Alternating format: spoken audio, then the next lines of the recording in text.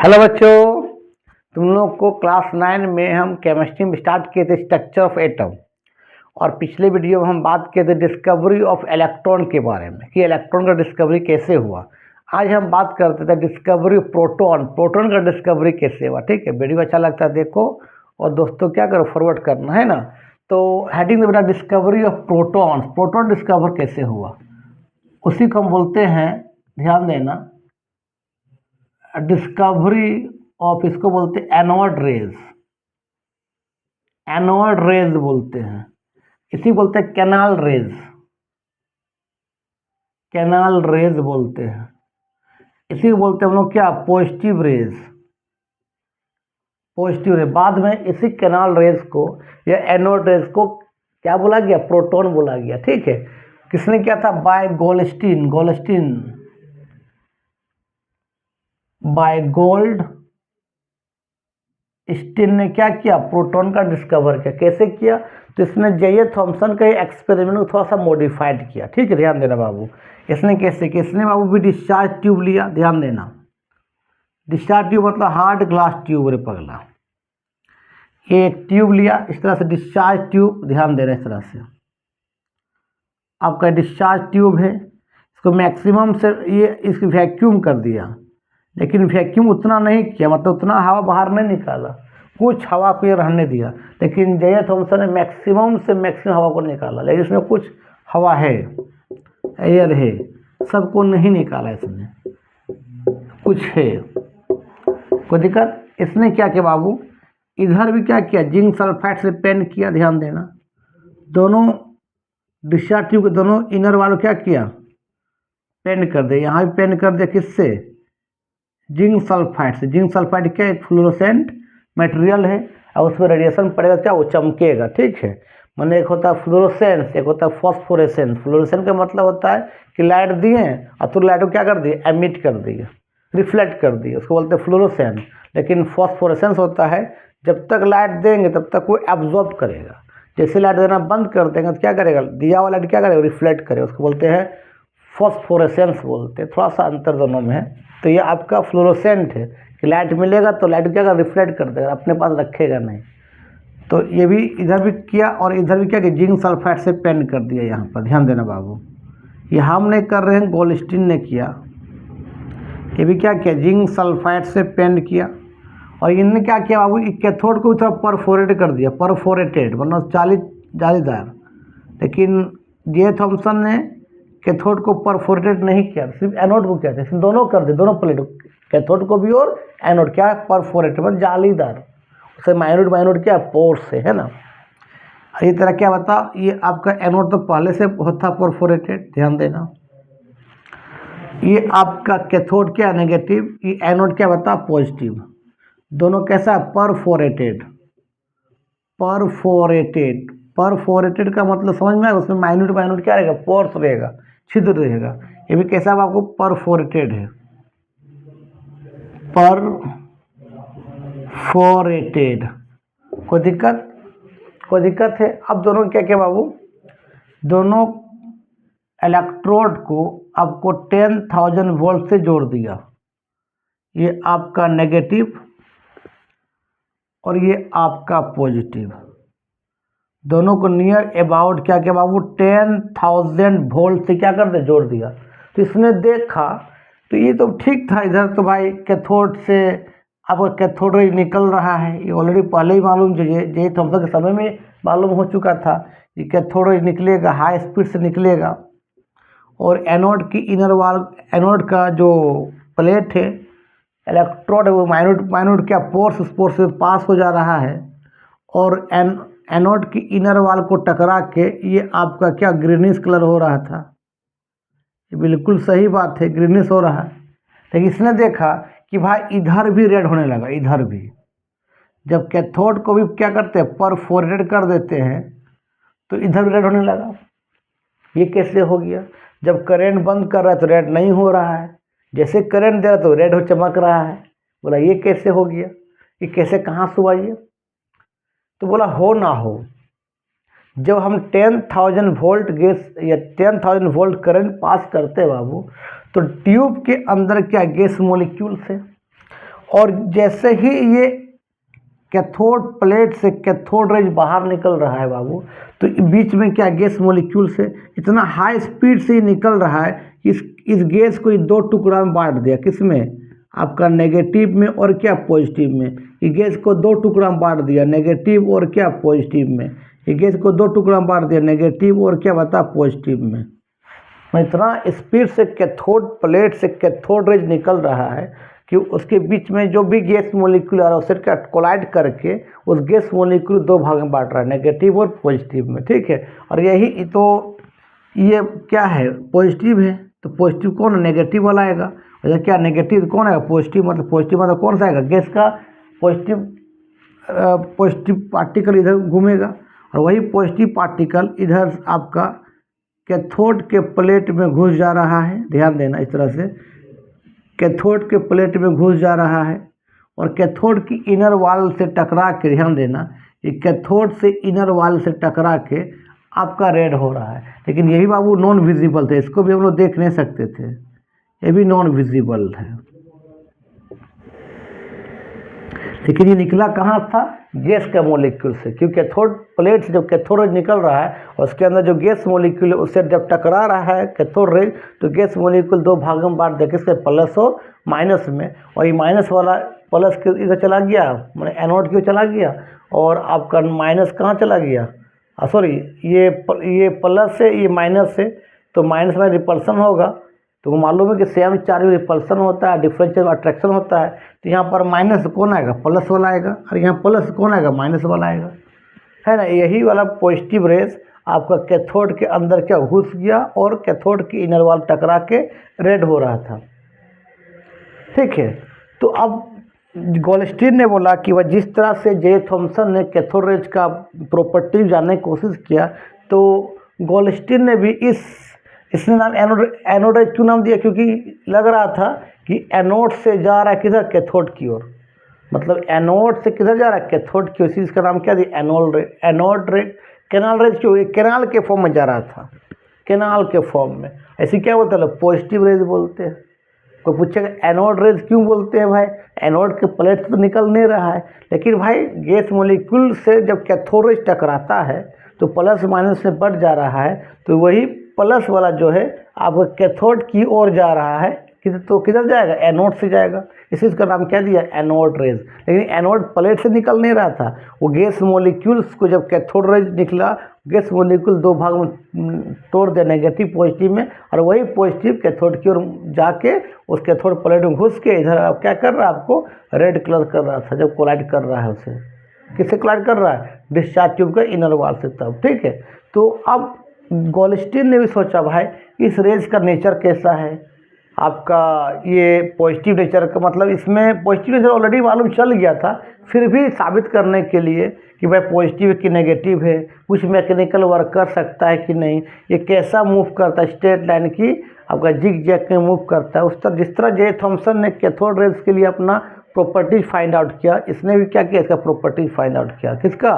Positive raise को, या तो एनोड रेज को। कौन? गोल्डस्टीन ने। देखो कैसे किया। अब बात करते हैं इसका प्रॉपर्टीज के बारे में। तो हेडिंग तो बेटा properties of anode rays. Anode rays को बाद में प्रोटॉन कहा गया। प्रॉपर्टीज अब क्या बेटा? Anode rays. एनोड रेज का प्रॉपर्टीज ध्यान देना। फिर एक बार ट्यूब बनाते बाद एक ही बनाते, तुम लोग बार बना लें, बार बार हम एक ही बार बनाते हैं, तुम लोग 3 बार बनाना इस ट्यूब को, 3 बार। ठीक है, देखो मान लो इस तरह से ये यहाँ से हवा को निकालने वाला है, ये आपका गैस मॉलिक्यूल इधर है, ये आपका कैथोड भी क्या परफोरेटेड है, इस तरह से कैथोड भी क्या परफोरेटेड है। एनोड तो पहले से क्या था? परफोरेटेड था। इधर जिंक सल्फाइड से पेंट हुआ है इस तरह से। यहाँ पर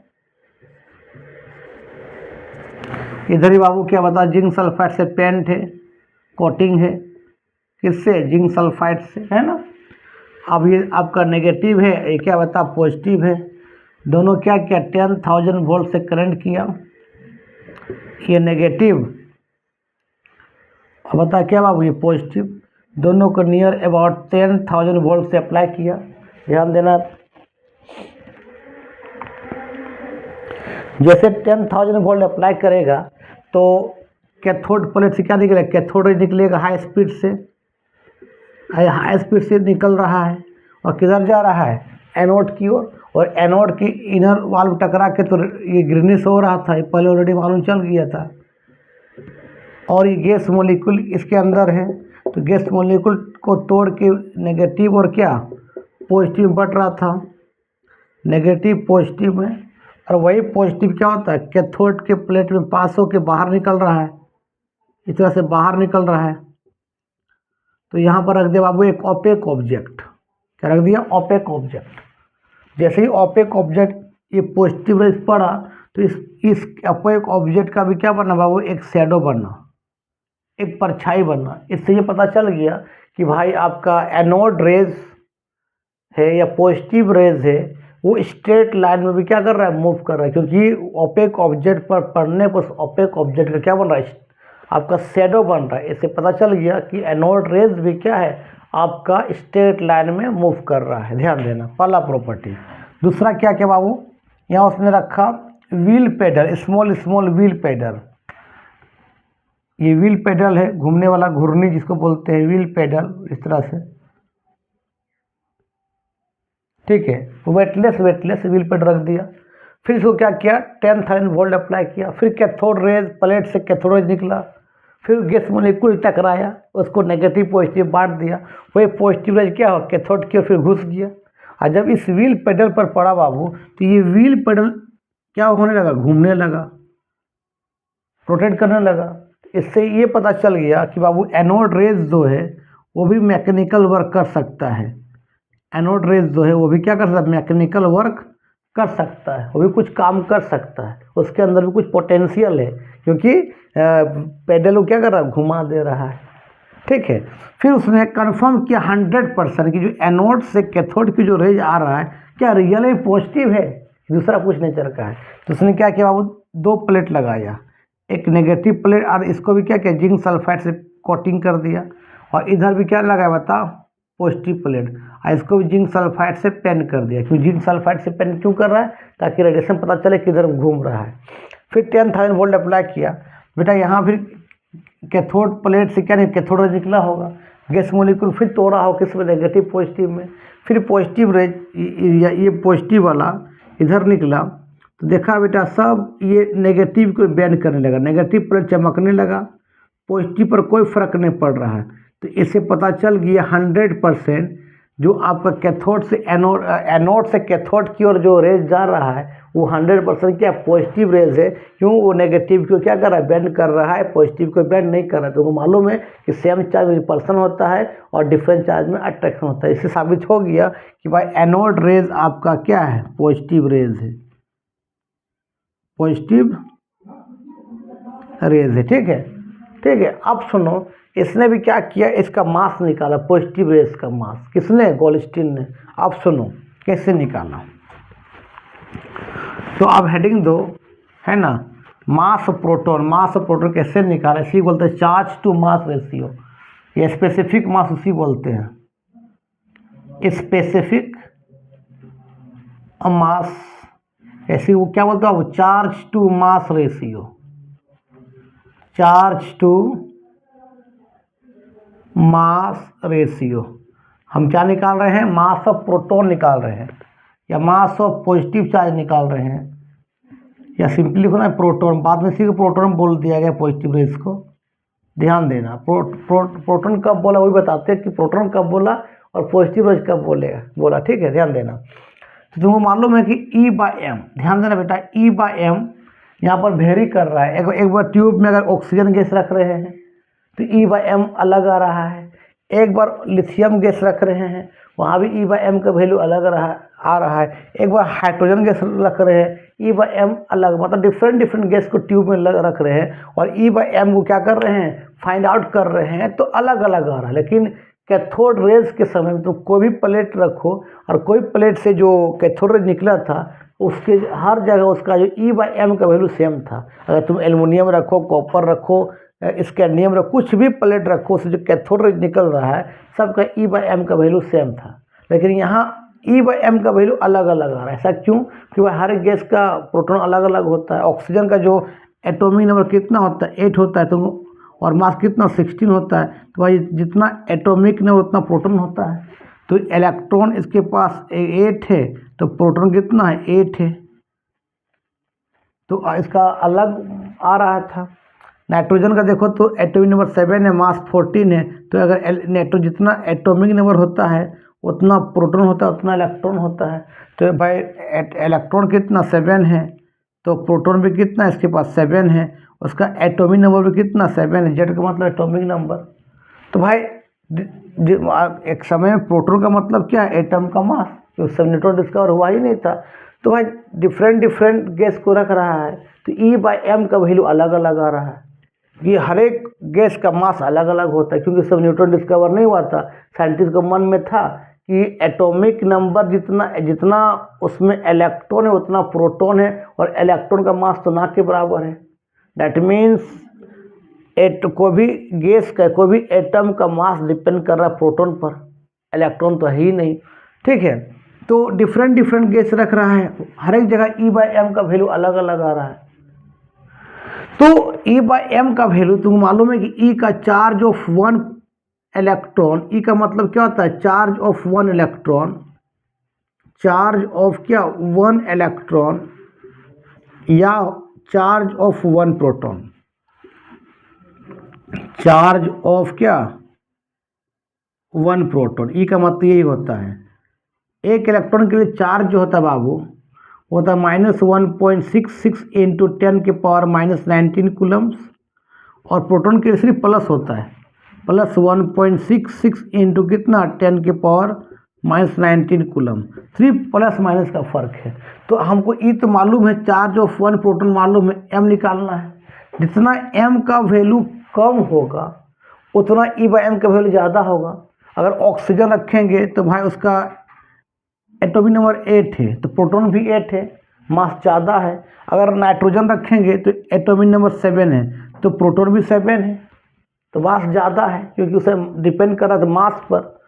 जितना कम मास रखेंगे उतना E/m का वैल्यू ज़्यादा हो, क्योंकि E का वैल्यू तो इतना ही है, ये वाला। तो जितना कम नीचे वैल्यू, जितना कम वैल्यू रखेंगे उतना E/m का वैल्यू ज़्यादा आएगा। आपको पूछेगा, आप बता कि 1/4 और 1/8 ज़्यादा कौन है, तो भाई 1/4 ज़्यादा है ना। तो कब हाईएस्ट आएगा E/m का वैल्यू, तो भाई उस समय जब उसने हाइड्रोजन को रखा, क्यों हाइड्रोजन का एटॉमिक नंबर कितना होता है 1 होता है, तो एटॉमिक नंबर 1 है, तो इलेक्ट्रॉन भी 1 है, प्रोटॉन भी 1 है, एक ही प्रोटॉन है। ठीक है, उस जैसे ही हाइड्रोजन को रखा तो E/m का सबसे हाईएस्ट आया, कितना है मालूम है, 9.57 इंटू 10⁻7 कूलम पर केजी। सबसे हाईएस्ट कब आया बेटा, याद रखना E/m का वैल्यू जो सबसे हाईएस्ट आया,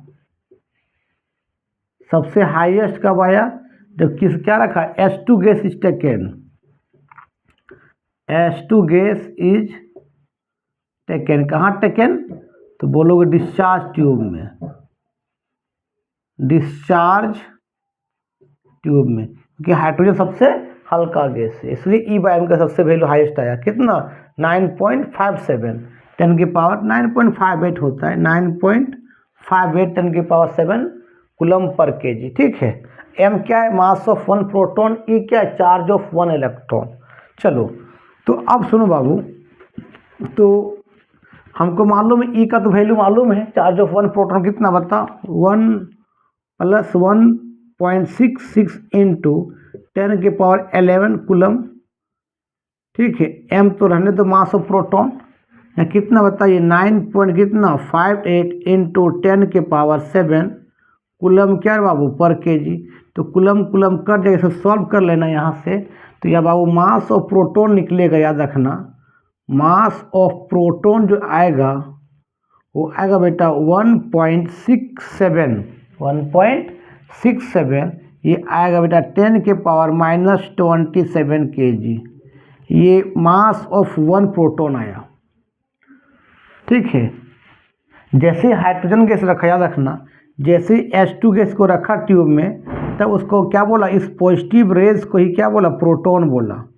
इस पॉजिटिव रेज को क्या बोला, प्रोटॉन। ये हाइड्रोजन में एक ही प्रोटॉन होता है, तो ऑक्सीजन गैस को रखा था प्रोटॉन नहीं बोला, जब नाइट्रोजन गैस को रखा था प्रोटॉन नहीं बोला, जब हाइड्रोजन गैस को ट्यूब के अंदर रख रहा है तब E/m का जो या कैलकुलेट का जो वैल्यू आया वो बोल दिया क्या है, प्रोटॉन है, मास ऑफ प्रोटॉन। जो हाइड्रोजन में एक ही प्रोटॉन होता है तो उसको नाम क्या दिया, मास ऑफ प्रोटॉन, ये प्रोटॉन नाम दिया। कब प्रोटॉन नाम दिया, जब ट्यूब में क्या रखा, हाइड्रोजन गैस। अगर ऑक्सीजन गैस रख रहा तो उसको बोल रहा है पॉजिटिव रेज, और नाइट्रोजन गैस रख रहा है उसको भी बोल रहा है पॉजिटिव रेज। लेकिन प्रोटॉन कब बोला गया, जब हाइड्रोजन गैस ट्यूब के अंदर रख रहा है तब। लिख लो। और इसने बोला बाबू ध्यान देना, गोल्डस्टीन ने कहा कि जो एक प्रोटॉन का जो मास है, एक जो मास ऑफ जो प्रोटॉन है बाबू, मास ऑफ वन प्रोटॉन जो है, मास ऑफ वन प्रोटॉन जो है आपका, मास ऑफ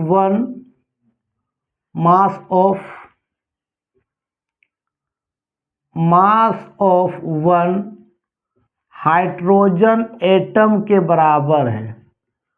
हाइड्रोजन एटम के बराबर, क्योंकि हाइड्रोजन में एक ही प्रोटॉन होता है, तो एक प्रोटॉन का मास हाइड्रोजन के एक एटम के मास के बराबर होता है। और हम बताए थे तुमको कि मास ऑफ इलेक्ट्रॉन, जो मास ऑफ जो इलेक्ट्रॉन होते हैं, एक इलेक्ट्रॉन का जो मास होता है क्या होता है कि हाइड्रोजन के एक एटम को मास को जब 1837 से डिवाइड करते हैं, मतलब ये हाइड्रोजन का एक एटम है, उसको क्या करते हैं 1837 से डिवाइड करते हैं, तो जो वैल्यू आता है इलेक्ट्रॉन का मास होता है। दैट मीन्स एटम में इलेक्ट्रॉन का मास ना के बराबर होता है। कितना होता है बताओ, तुमको मालूम है 9.1 इंटू कितना 10⁻³ kg।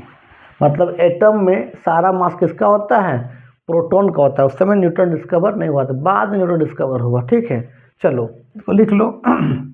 और यहाँ लिख लेना बाबू एक चीज़ को, जो मास ऑफ प्रोटॉन की या पॉजिटिव रेज के डिस्कवरी में, पॉजिटिव रेज डिस्कवरी में या प्रोटॉन की डिस्कवरी में, जो बेटा यहाँ पर E/m जो वैल्यू है ये डिपेंड कर रहा है, डिपेंड ऑन गैस मोलिक्यूल पर डिपेंड कर रहा है, क्योंकि जितना मास कम होगा उतना E/m का वैल्यू ज़्यादा आएगा। तो कौन सा गैस रखने पर, हाइड्रोजन का मास क्या सबसे कम है। तो आज का वीडियो में यहीं समाप्त करते हैं। वीडियो अच्छा लगता है देखो और दोस्तों को फॉरवर्ड करो। ठीक है, तब तक के लिए बाय बाय।